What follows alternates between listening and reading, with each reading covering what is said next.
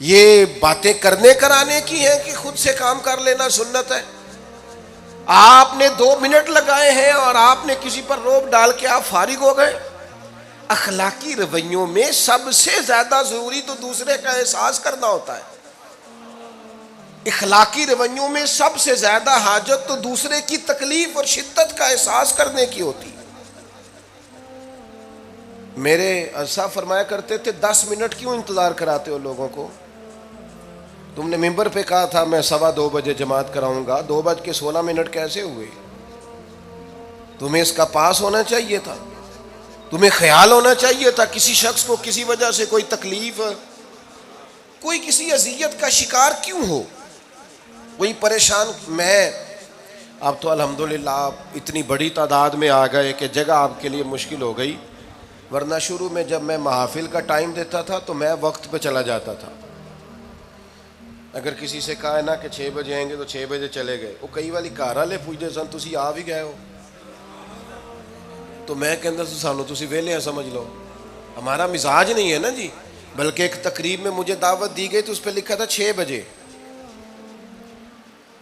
تو میں وہاں پہنچا تو میزبان بھی نہیں آئے تھے۔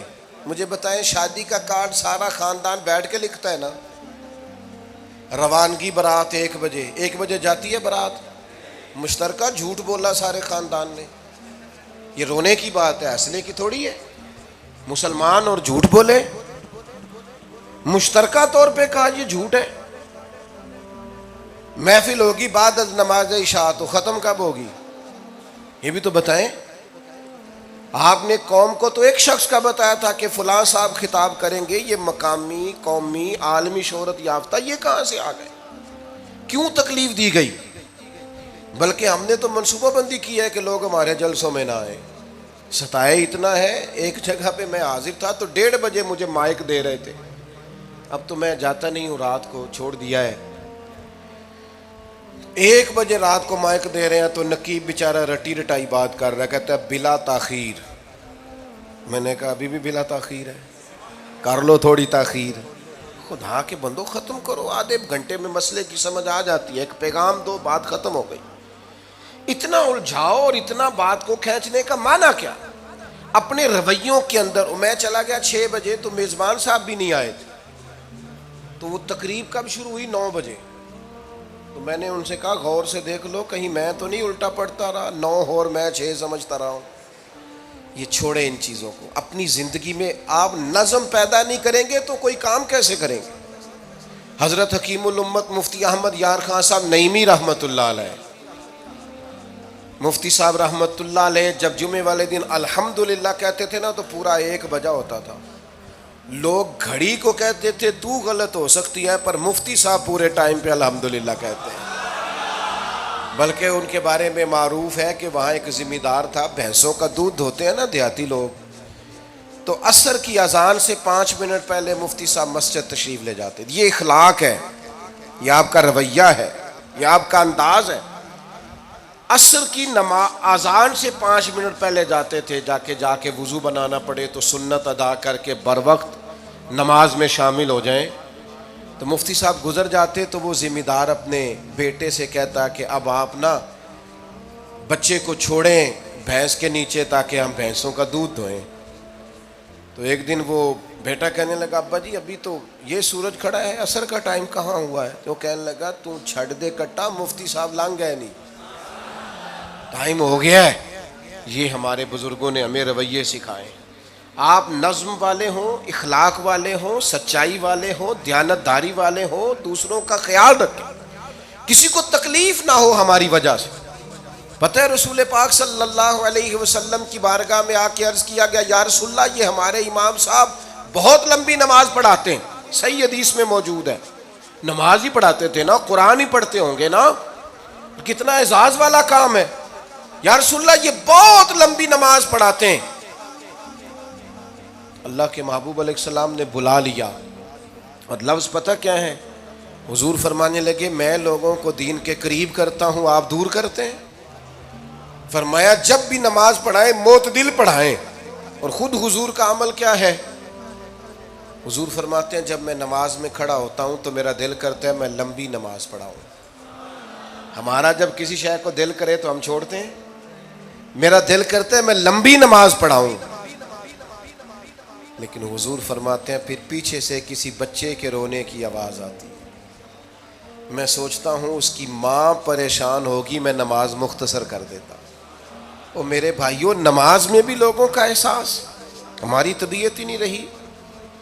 کوئی آدمی ہارن دے رہا پیچھے سے اور سامنے گاڑی میں دو بندے کھڑے، گاڑی مین روڈ پہ کھڑے کر کے باتیں کر رہے ہیں، اور وہ ہارن بجا رہا ہے تو کہتے ہیں ٹھہر جا، آگ بجھانی ہے جا کے.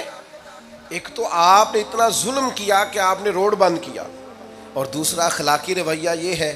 اور میرے بھائی یہ بھی بد اخلاقی ہے کہ آپ اپنا موٹر سائیکل مین روڈ پہ کھڑے کر کے دکان پہ چلے جائیں، لوگوں کو تکلیف میں ڈالیں گے. اسلام اس کی اجازت نہیں دیتا. رستوں کے نشان مٹانے والے کو نبی پاک نے تنبیہ فرمائی. کسی کو تکلیف ہو، اذیت ہو، اور بعض لوگ سمجھتے ہیں کہ میں نے پریشر میں رکھی ہوئی ہے دنیا، ڈرتے ہیں لوگ مجھ سے. جو ڈر کے عزت کرتا ہے وہ خوف کھاتا ہے، اور جو محبت سے تجھے سلوٹ کرتا ہے وہ تیرا احترام کرتا ہے.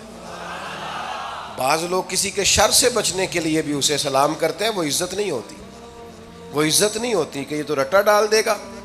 اپنے اخلاقی رویے ہمیں اللہ کے محبوب سے سیکھنے، حضور سے خیرات لینی ہے. اخلاق حسنہ ہم نے اپنے آپ کو سمجھنا ہے، ہم نے اپنے مزاجوں میں تبدیلی پیدا کرنی ہے، بالخصوص بزرگوں کے معاملے میں، بڑوں کے معاملے میں. جیسے جیسے انسان ضعیف ہوتا جاتا ہے نا، حساس ہوتا جاتا ہے، اسے باتیں تکلیف دینے لگتی. وہ ایک بوڑھی اماں ایک دفعہ مجھے کہنے لگی کہ آپ میرے بچوں سے کہہ دیں خرچہ پاویں تھوڑا دین کرن، میرے نال بولن صحیح کرن. وہ جب اپنی بیویوں کے سامنے میرے ساتھ تھوڑا والیوم اونچا کر کے بات کرتے ہیں آواز کا، تو مجھے تکلیف ہوتی. اپنا رویہ، لہجہ، اس پر غور ہو. جوانی میں ہی تو برداشت کرنا ہوتا ہے. اپنے مزاج کو کبھی بکھرنے اور ٹوٹنے نہ دیں. اور سب سے زیادہ بندے کا پتہ ہی تب چلتا ہے جب کوئی اسے پورا غصہ دلائے، جو پھر کنٹرول کرے، وہی تو کمال آدمی ہوتا ہے.